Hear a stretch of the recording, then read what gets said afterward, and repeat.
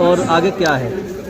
देखिए, मुझे मालूम पड़ा, वैसे मालूम तो कई वर्षों से ही था कि पूरे राजस्थान के जाटों को आरक्षण मिलता है केंद्र सरकार को। केवल भरतपुर और धौलपुर के जाट समुदाय को केंद्र की नौकरियों में आरक्षण नहीं मिलता, शिक्षा संस्थानों में आरक्षण नहीं मिलता।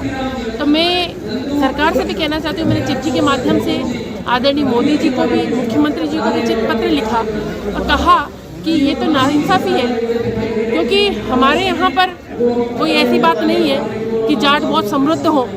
यहाँ पर कोई औद्योगिक विकास नहीं है, खेतीबाड़ी के भी सिंचाई के पर्याप्त साधन नहीं है, और यहाँ पर सरदारी परेशान है कि उनको केंद्र की नौकरियों में, शिक्षण संस्थाओं में आरक्षण नहीं मिल पाता है। मैं ये कहना चाहती हूँ कि ऐसा भेदभाव क्यों हो रहा है।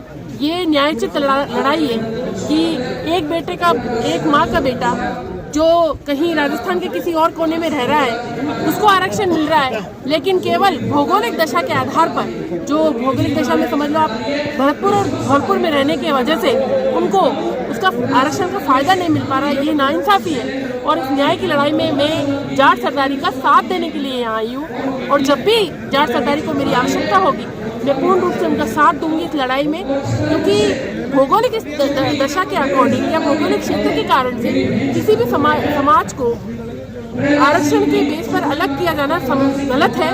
और मैं कहूँगी कि सिर्फ एक अमेंडमेंट करना है, अमेंडमेंट भी नहीं कह सकते इसको, बस भाषा को सुधारना है कि संपूर्ण राजस्थान के जाटों को केंद्रीय संस्थानों में और शिक्षण संस्थानों में और केंद्र की नौकरियों में आरक्षण दिया जाता है। बस इतना सा करना है। तो मैं तो केंद्र सरकार से भी और प्रदेश की सरकार से भी कहूँगी कि इस विवाद को जल्दी से निपटारा कर दिया जाए और भरतपुर और धौलपुर के जाटों को केंद्र में आरक्षण प्रदान किया जाए। ठीक है।